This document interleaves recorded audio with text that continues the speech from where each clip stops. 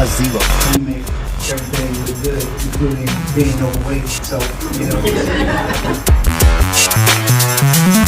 scientifically, you cannot drink alkaline water and it makes your cells alkaline.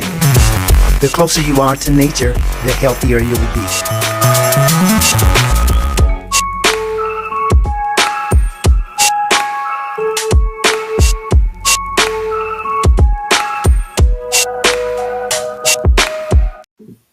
Hello and happy Saturday, everyone. I am Carolyn Gentle, and you are in the Mind of Nature, hosted by Dr. Zarif, the nutritionist. And today we are going to be talking about a few topics. But before we do that, please go ahead and share the live. This is a pre recorded stream.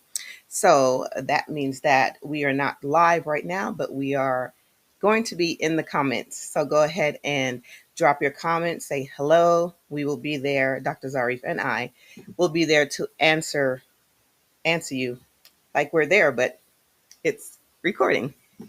So today's topic, we're going to be talking about hidden food chemicals, also natural toxins in the food, probiotics that will transform your gut health, and last but not least, we'll be talking about H2O. Isn't all water H2O? That's the question. So we're going to be talking about all that. So please again go ahead and share the live, give some thumbs up, and Dr. Zarif, go ahead and join me here. Hello, how are you? It's great to see everyone. It's great to see you, Care. And we are going to have wonderful discussion with you today. We want you to also partake in this discussion by leaving your comments in the comment field, and we'll read those comments. And if there are things that you may have questions about that we can answer, we'll get right to it. But we're really happy to be with you today. Make sure that you share this with other people. Now, we last week we had a wonderful turnout, and that means that we're growing. So I'm really happy to start with you today, or start your day off if you haven't been up already, with good news for you, and that is that you get a chance to get a little deeper into what you are made of, what keeps you functioning healthfully, and how brilliant whatever created us is, because it's inexplicable. I want you to relax a little bit there, get something to write down, or of course, come back here, go on YouTube, our YouTube channel, and you want to subscribe so we can let you know every time we're on this bad boy. Come and get it. We're really gonna have it. So, how are you feeling, young lady? And you're looking good. Thank you. I'm feeling great. I was jumping the gun and answering your question, but yes, I'm feeling great. Fantastic. Fantastic. Well, let's go ahead. I'm going to go. I am going to. I think you already gone through some of the wonderful topics that we're going to go over today. Yes. And I'm going to start off with food and flavor. So let's go ahead and get you up. I want to get up here. Now, when we talk about food and flavor, of course, you know that we would not be eating anything unless it has flavor in it. Most of us don't even, we don't even give it a second a thought. If it doesn't have any flavor, nobody wants to eat it. And that means whether it is sugar, whether it's salt, or whether it is grease. These are some of the things. And when I say grease, simultaneously I'm talking about oil. So there are some good oil, some healthy oils, but let's get more and more familiar with those things that we can eat. And not only that, how sneaky it can be sometimes if you're not really paying attention to the labels, which we'll get into later.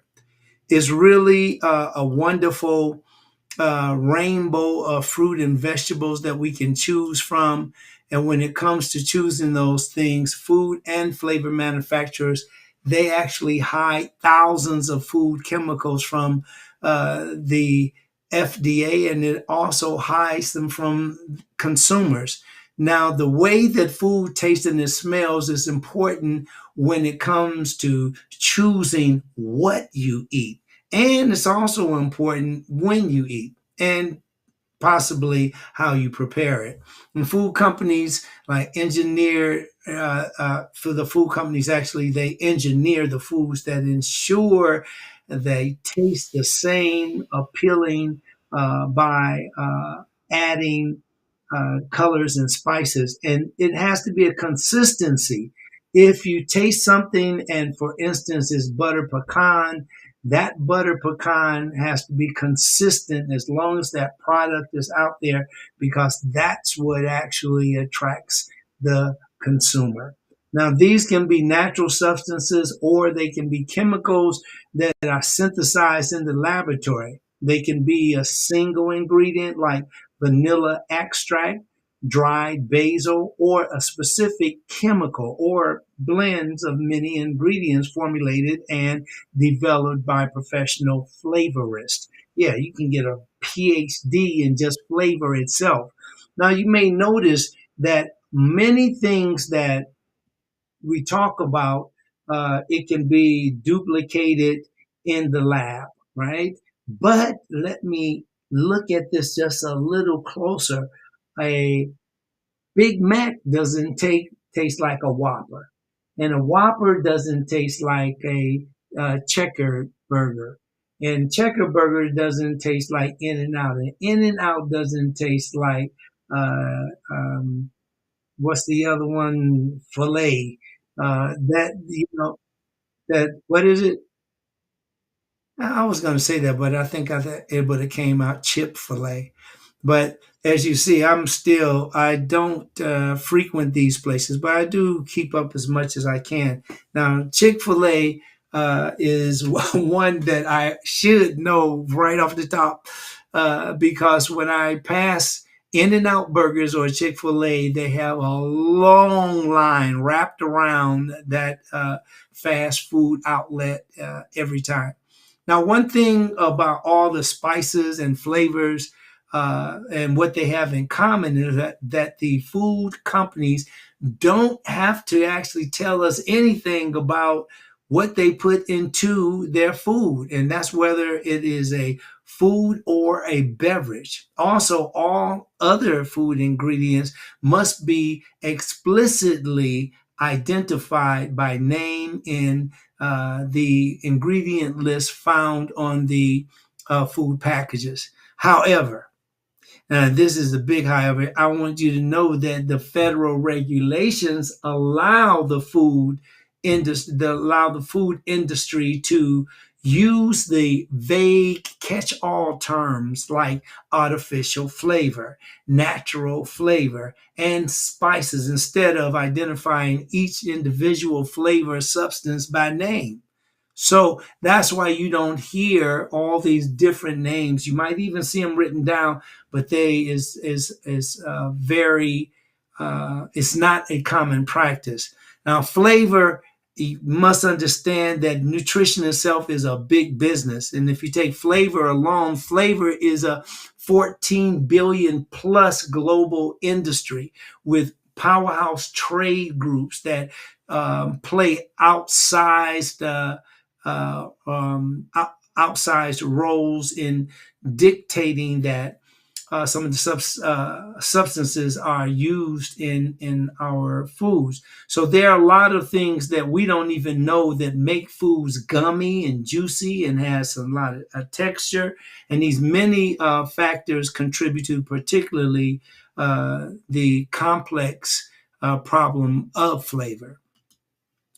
Now, a person that is a flavorist, what they can do is they can continue to work on a project until there is a consensus on what they have to present or to offer to these particular companies, fast foods and the fast serve companies. So we want to get more into this so that you'll not only read, but you'll have a very good idea of what you're reading, and possibly to strengthen why you're reading.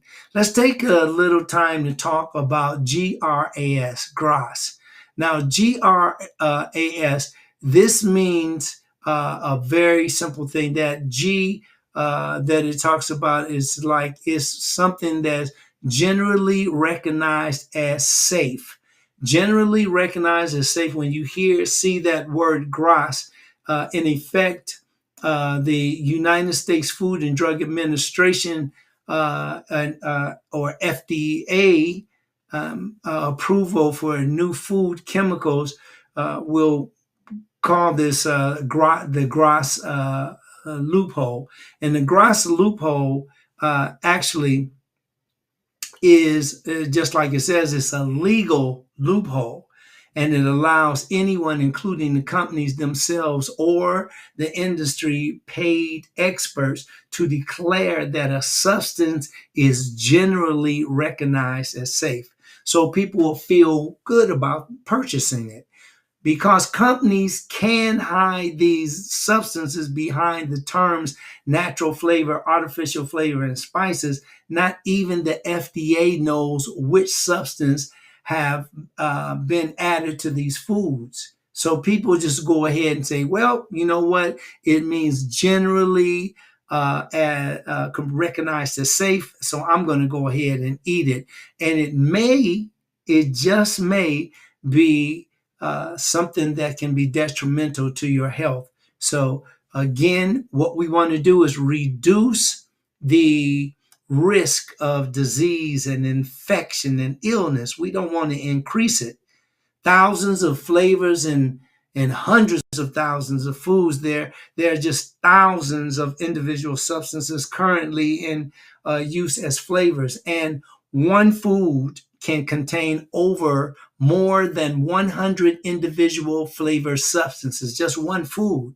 Over half of the packaged foods in the United States, which is hundreds of thousands of products, can contain either added flavor, natural or artificial, and spice.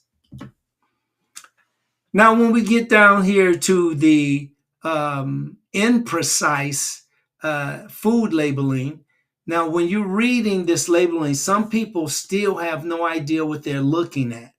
And I've given many lectures on this, and you can go to YouTube or the Dr. Farid Zarif channel and find different topics on different things that pertains to our health and our fitness, and many things that can give you the feeling of knowing more about yourself. Is available right there on the YouTube channel. That's Dr. Farid Zarif YouTube channel. And when you're reading, just looking at this, the total fat, how much of total fat, you got saturated fat. And of course, that'll give you an idea of trans fats, and it'll give you an idea of those fats that actually solidify at room temperature.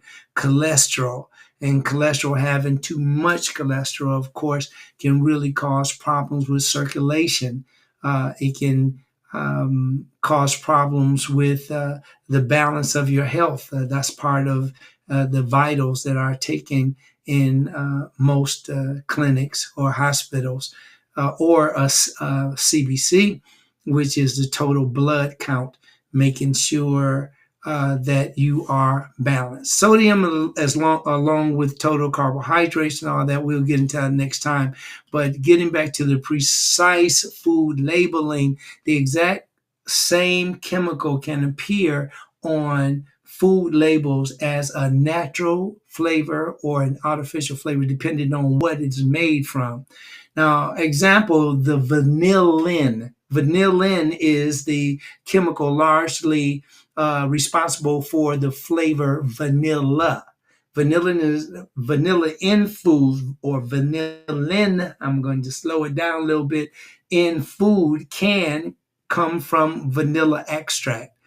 in which case it can be labeled as natural flavor or by the name vanillin, or it can be synthesized in the lab, in which case it can be labeled as artificial flavor or by name. Now, as we continue on, we want to see some of the things that are very, very important here is that you might say, well, who in the world protects us against making that mistake? Well, there are federal laws that obligates the FDA to declare any food chemical shown to cause cancer in humans or animals as unsafe. However, we have constant uh, fights, or let's call them debates, on and on about eating or putting something in your body that may not indeed be as safe as they say. So, why do we have science? Well, science is to prove how nature works. And those people that don't believe in science, they are looking at a subjective point of view, not an objective point of view, because science deals with facts. Now, you can also tell a fact about a lie. You can tell a fact about something that is disassociated with whatever the topic is, and that's disinformation. And then you also have misinformation. Now, the disinformation, this is when people are premeditating, or those people that know better, but they pass along the lie anyway. You can pretty much, yeah, you can put that right where it fits in with what's happening today, very much. And then we have misinformation. Now, misinformation may be information that a person thought would, for instance, help someone to know, for instance, that chicken soup is a what you drink when you having a cold. You want to get rid of a cold. Now, there's no facts about that, but it sounds good because it may have been passed down through your family, on and on. But when we get to things that are like really heavier, like the FDA failed to ban like 7 carcinogenic flavors in 2018. Now, it was only after the Center of Science in the Public Interest and our partners actually sued the agency, not the group that I was in, but a group that those particular scientists were in.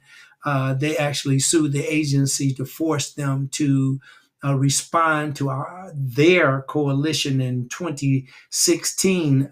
They had a petition that the agency finally enacted the ban. So a lot of these things may even change and change as far as what they stand for. And as long as we continue developing and evolving our world and the things we eat, how we grow food, these issues will be still on the table. I'm going to go back to Karen now for a little feedback. All right. Thank you so much, Dr. Zarif, and great information. When you mentioned, and I wrote it down because I always like to take my notes so I know what I'm talking about here. The vague terms that's used for the food packaging. So you said the GRAS, generally recommended as safe, right? Generally recognized. Recognized as safe. Yes. um, with the loopholes, and it reminds me of when I remember you did a presentation years ago, and you talked about a certain percentage that's allowed, a certain percentage of pus that's allowed in cheese. Oh my goodness, it just reminds me of that, because it's like people don't realize that there's animal pus in cheese. So it's like when I remember hearing that, it just kind of made me sick to my stomach, because it's like, hey, as long as it hits this certain percentage, you'll be fine. Go ahead, eat up, you know? So it reminded me of that. Like that's along in that category of things that's allowed because it doesn't reach a certain percentage, you know? Yes, I Yeah. don't even see how, like, I see parents with their children on their laps and they're feeding them foods that can be detrimental to their health. But because the baby's crying, and the reason the baby is crying, not because they're not getting the cheese, is because they've been spoiled by their parents to get whatever they ask for. Yes. And that is a part of too our evolution, or the changes that these generation after generation makes. Sometimes you have a parent that would rather be a friend to the child instead of a parent, because Hmm. a parent may be caught up in aging. There's a difference between old and older. People that are old are people that are just aging. They don't contribute to anything, no wisdom. They don't contribute to any plans for after they pass. They don't contribute to anything. These people are not what could be recognized as a person that is older. We earn that. Yes, I am older, but Hmm. I'm wise, I'm confident, I am cunning, I am loving, I am giving, I'm generous, these types of attributes. So you do have people that are just old. They don't give, they don't share, they don't help the next generation. A lot of them want to be like, like they a rap artist or something. They got the cap on backwards, they got the rap attire or the hip hop attire. They just don't want to grow up. And you can see that in some people, like in their 40s and 50s and 60s. It's like, no, man, I still look good. I'm still doing what I did 30 years ago. Unfortunately, I don't think anybody should be just doing what they did 30 years ago unless it's something that's benefiting a lot of people. Right. And I do mean benefiting. So, yeah. Anything else, Karen? Anything else you got from that? Or Um, anybody have any? Oh yeah, that's right. We can't get you right now, everybody, but we'll get them later on, because remember, this is pre-recorded. mhm. So we'll go ahead and keep it going. All right. All right. So let's go ahead and start with the natural toxins in our food, and this is something that we definitely want to keep in mind, because some people don't hear me when I say that all foods have some kind of toxins in them. If you drink too much or eat too much of anything, it can be to your detriment. So when people are saying things like uh, calciferol is poison, this is in rat poison, it might be in rat poison, but it's not enough to kill a human. And if you eat a lot of it, it can really make give you a stomach ache. It can make you really really sick. But the reaction of a lab mouse isn't the same reaction in a human's body, and that's what's really important. Is important to know the difference between the two. Another thing I wanted to share with you is that some of the natural toxins that can be formed in food as defense mechanisms of plants through their infestation with toxin producing mold, or through the ingesting by animals and toxin producing microorganisms. So back to the mold. Use the mold that I'm talking about is not the kind in your like in a home or a basement, coming that kind of mold. I'm talking about the mold that actually is produced by perhaps you'll see it in bread. You'll see mold in corn, that's cobs of corn that's been not used fast enough. It's just like sitting around in the kitchen or something, and you'll see other types of mold.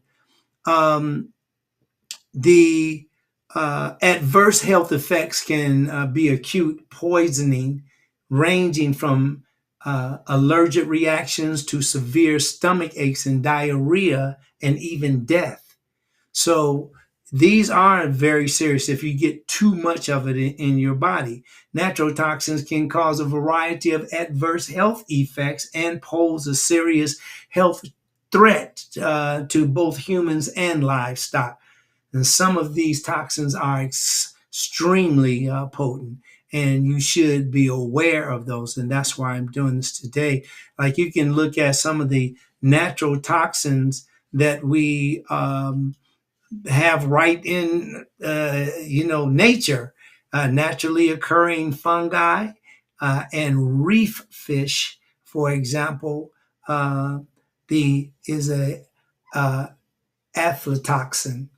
Aflatoxin, you'll see these different. There are a lot of plants that look like other plants, but it's important that you know, because you can eat, for instance, the mushrooms that can save your life, and not knowing what to choose, you can also eat some that can poison you. Okay, international standards and codes of practice to limit exposure to natural toxins from certain foods are established by the Codex uh, Alimentarius, and that's the commission based on the JECFA assessments. You can write those things down and remember, and just go ahead and do your due diligence on those, and you'll find that you'll get, again, more in touch with what you're eating and what is good for you, what is healthy for you, and what isn't. While we're talking about some of the natural toxins, they are just these toxic compounds that are naturally produced by living organisms, and these toxins are not harmful to organisms themselves, but they may be toxic to other creatures, including humans, when they're eaten. Now, these chemical compounds have diverse structure and differ in biological function and toxicity. Some toxins are produced by plants as a natural defense mechanism against predators, insects, and microorganisms, or as consequence of infestation with microorganisms such as mold in response to climate stress such as drought or extreme humidity. So you see, even when a plant produces some of the toxins are to defend itself from being eaten by insects and consumed by microorganisms and other predators. So that is how this plant protects itself. And if that animal eats too much of it, then it can get very, very sick. There are other toxins, like aquatic toxins. For example, the cigarettera, uh, uh, fish poisoning, is um, is where it's actually caused by the consuming of the fish contaminated with these dinoflagellates. The dinoflagellates are produced by the ciguatoxins. Now, some fish known as the harbor ciguatoxins includes barracuda, black grouper, dog snapper, and king mackerel. Now, symptoms of the ciguatera poisoning include nausea, vomiting, neurologic symptoms such as tingling sensation in the fingers and toes. There is certainly no specific treatment for guitarra poisoning. So it's good. It's the best thing to do, so no one don't have to makeshift some kind of formula for you. Is to stay clear of these types of fish, and you may be able to reduce what you're experiencing. Okay, so we have here now. I got to This is something else. A cyano, uh, you probably heard this before, but the cyanogenic, don't you hear something? We say cyano is usually blue, isn't it?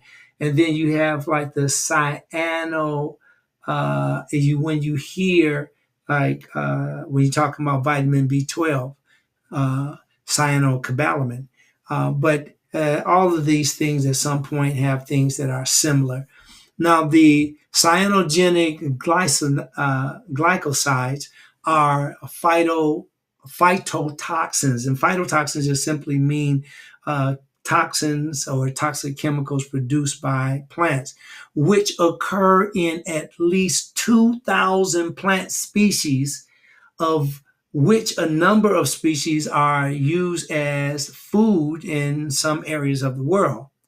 Cassava, sorghum, stone fruit, bamboo roots, and almonds are especially important foods containing cyanogenic glycosides. The potential toxicity of cyanogenic plants depends particularly or primarily on the potential that is consumption with produce a concentration of cyanide that is toxic in the to exposed humans. So that's another thing you were exposed, like for cyanide, in some various fruits also, especially apples. You would have to eat a bunch of them, but you can get really sick from that. In humans, the clinical signs of acute cyanide intoxication can include rapid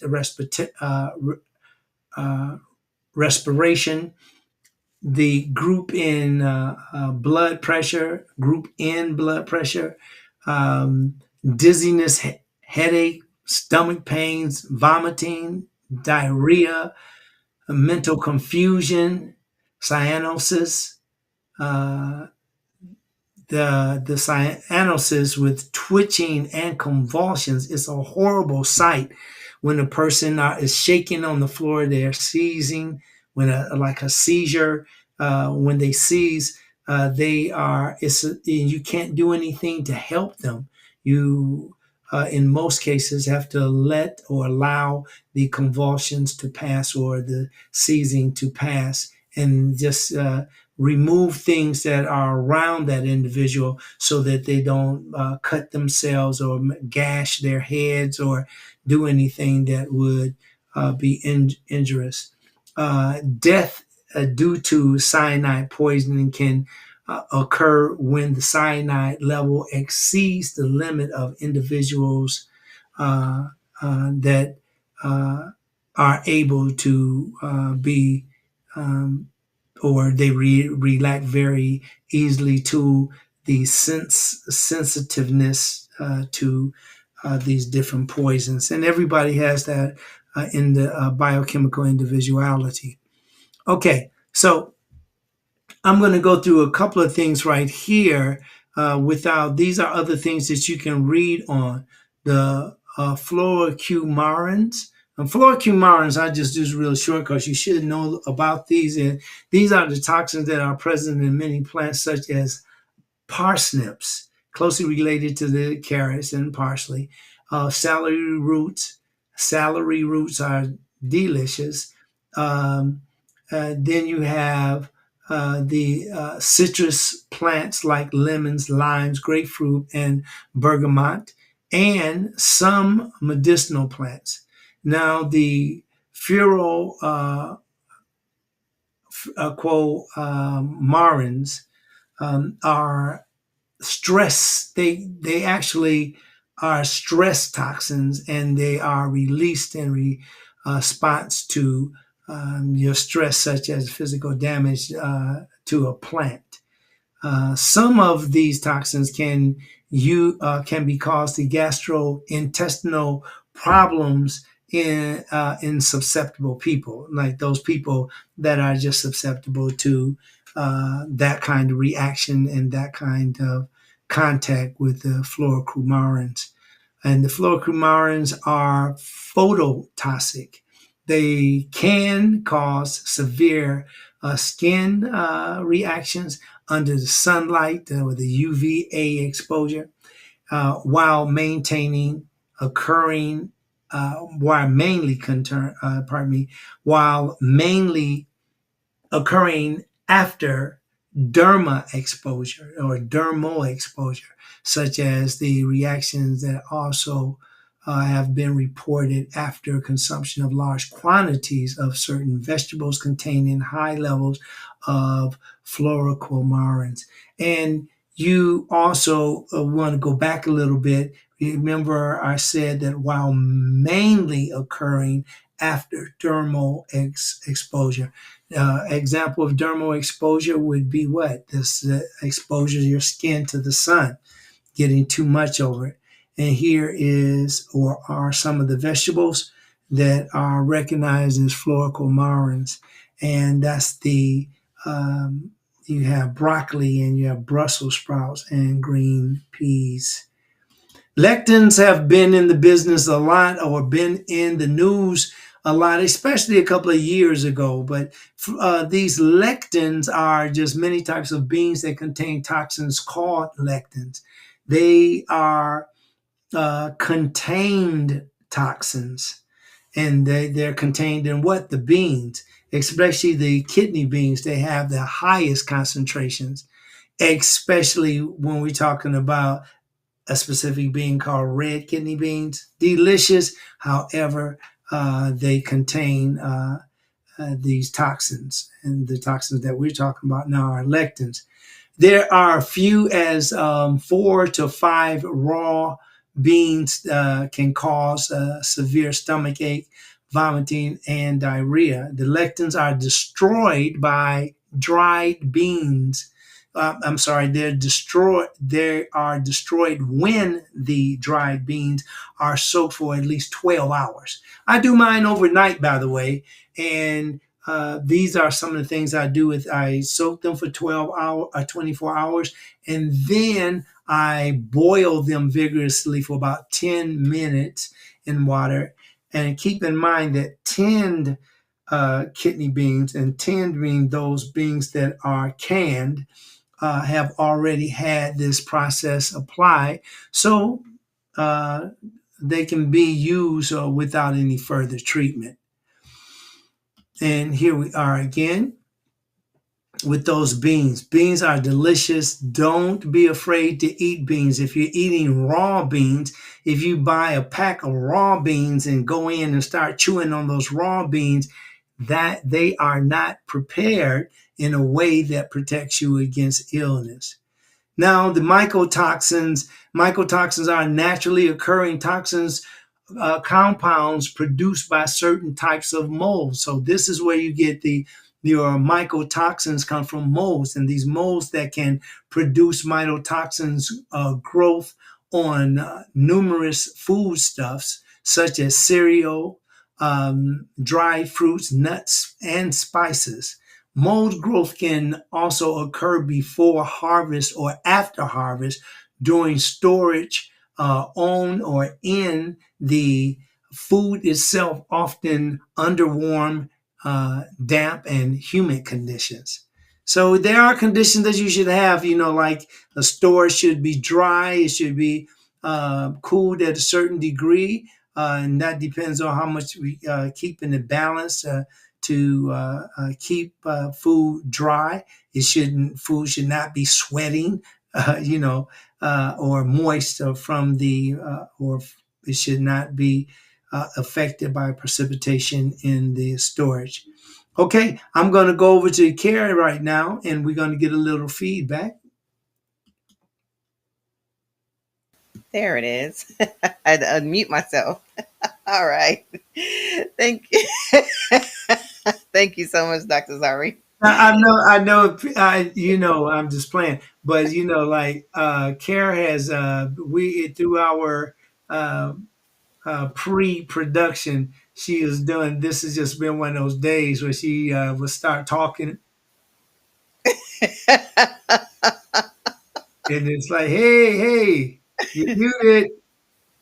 All right. Well, that's good. That's for a change. You usually keeping me straight, so we all good.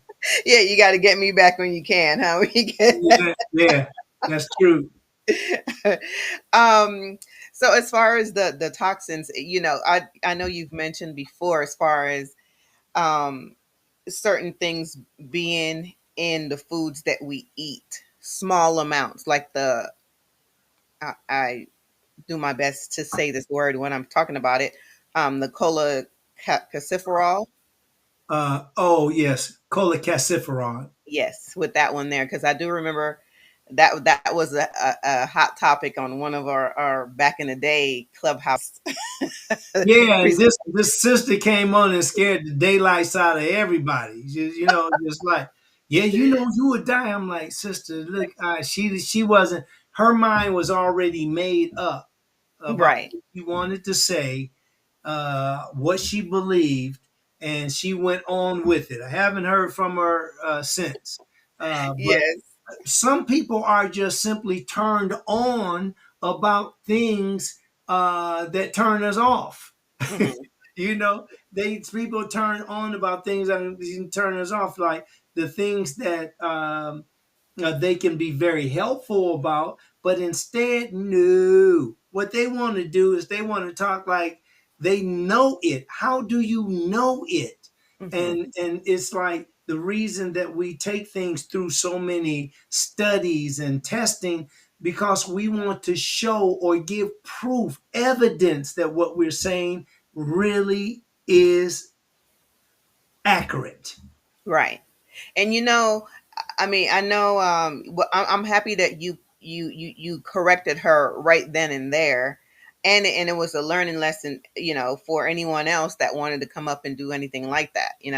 But I will say that situation made me realize, or I learned something from it, which is, yes, you do have some toxins in your food, but depending on the amount, you are okay because it's in the food, and that's just the natural part of that food or whatever it is that you may be consuming.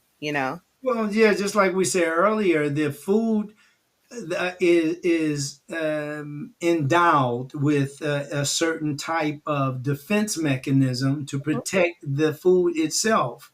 So, yes, nature produces that. And this is another thing that science can prove. But and we also found that, because we had a very, very good conversation with the young lady. We found that you don't have to be nasty to another person. Even if you think that you got evidence to prove, you don't have to, like, say something off the wall to hurt their feelings. And sometimes you can't hurt their feelings on it, but I'm saying take responsible for I take responsible for my actions, so that I don't say anything and I'm, to be arrogant and disrespectful. And then perhaps those people at some point will return, and the next time they make a presentation, it will be a presentation that has evidence. Right. Hmm. Absolutely. Yeah. So let's go ahead, Kara. We're going to go ahead and continue. We're talking on, we're still talking a little bit about some of the things that we should be. I got up here, I'm going to just put this photo up here. This is an example of mycotoxins. And you see, if you look really close to it, it almost looks like dirty ears of corn. This is when the corn is not stored correctly.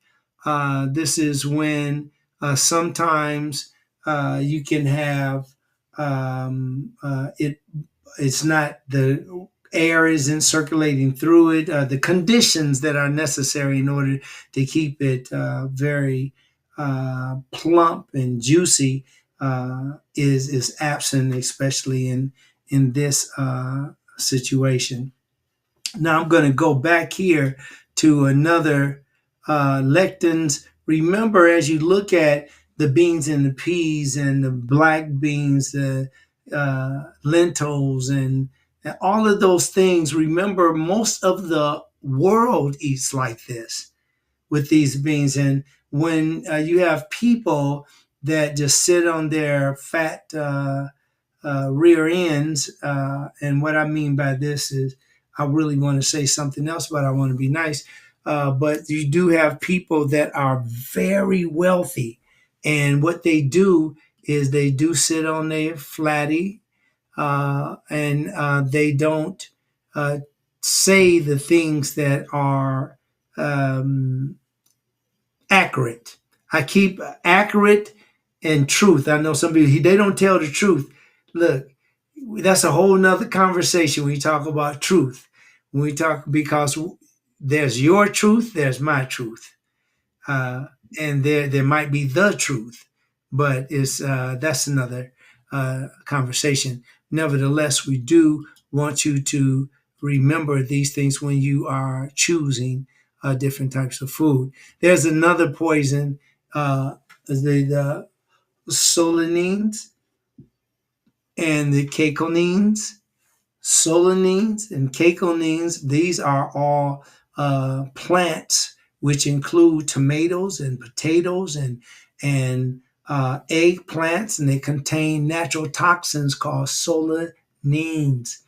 And so you might hear people might say these different sometimes, but you will get it. They say it pretty close. It might be solanine, or they might hear it's chaconine instead of caconine.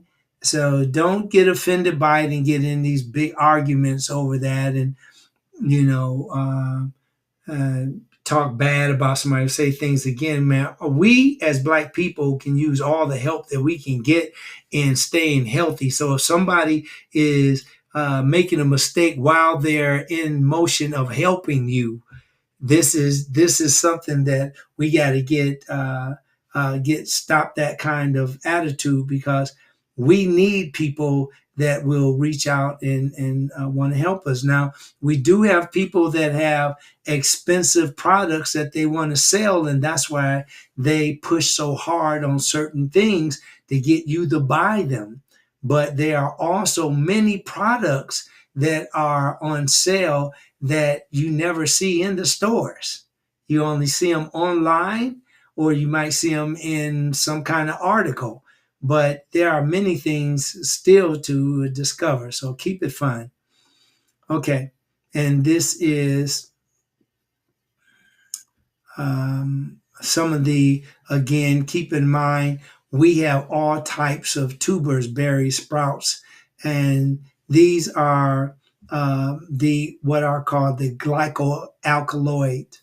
The glycoalkaloid content is in different parts of the potato plant in order from the highest to the lowest concentration. So the highest concentration would be some of the flowers, and that includes some of the herbs.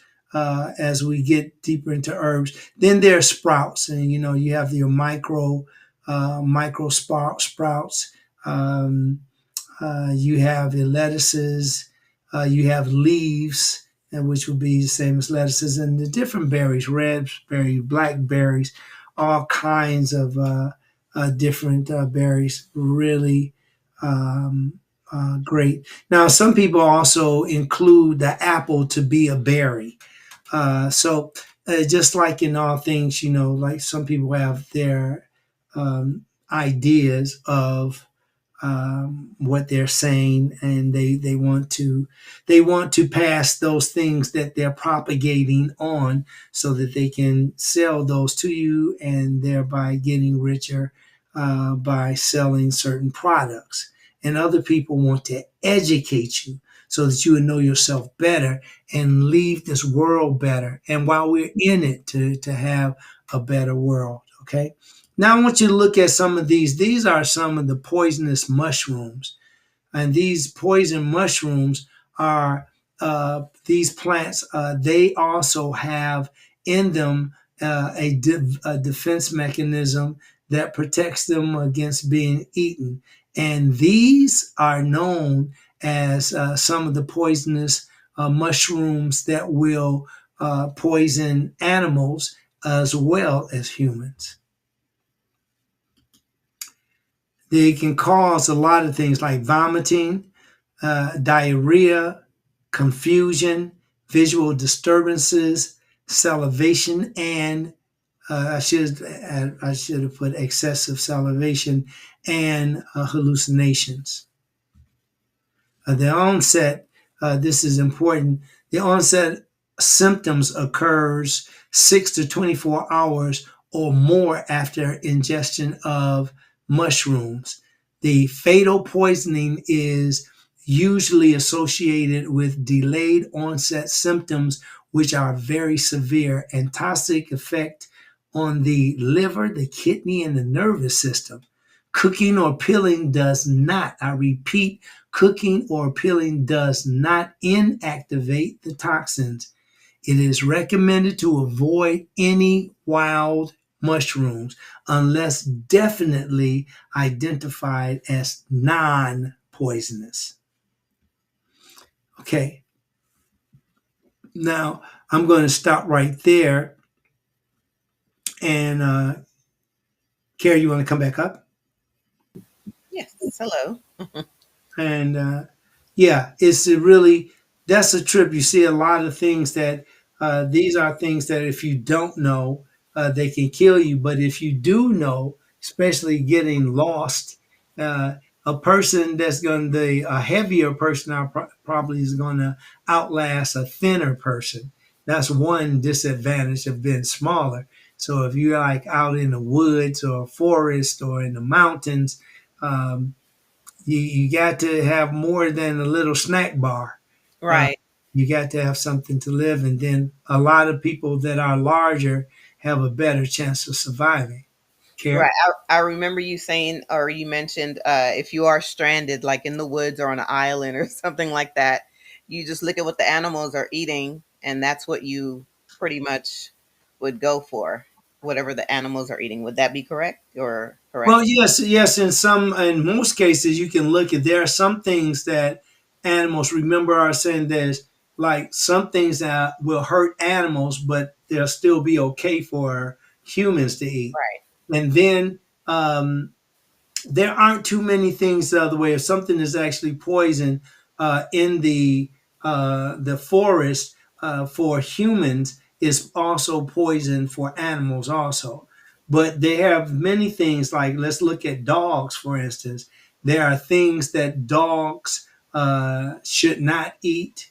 They're not good for dogs. So, for instance, even dogs, when dogs eat raw meat, for instance, Mm. this can be very disadvantageous to the dog because it can give the dog can get sick. Then you have other people that will just dump their leftovers, bones and whatever they got left over, and they don't have the food of today. Almost look the dog food of today almost looks like food that a human would eat, and the when you look at the ingredients, you will see is very close to what humans would eat. Right. And I've noticed chicken in dog food, like as an ingredient, or even beef. I've noticed that being in dog food as well. Mm. yeah, and it's in small parts. It's like even it's not like a big slab, a bloody steak or something like that. It's just the stuff is used in a way that will keep a dog healthy as possible. Mhm. And then they also have vegan foods for animals that are also very healthy. So, they're in order to feed 7.5 billion people on this planet, we have to be creative and we should know more about the things that we can eat and the things that we can't eat. Right. All right, we're coming up on the hour, everybody. Before you go, I want to share with you some of the things that you can take home with you. So let me bring up this slide. And this is a slide that is actually um, If you have an unhappy gut, you'll have an unhappy brain. The meat based nutrition supports gut health and the building blocks to support proper neurotransmitter production. So, one of the things that impaired absorption of important nutrients for the brain is very important. You can't get all this stuff in and be healthy if you're smoking. You want to stay away from smoke, any kind of smoke.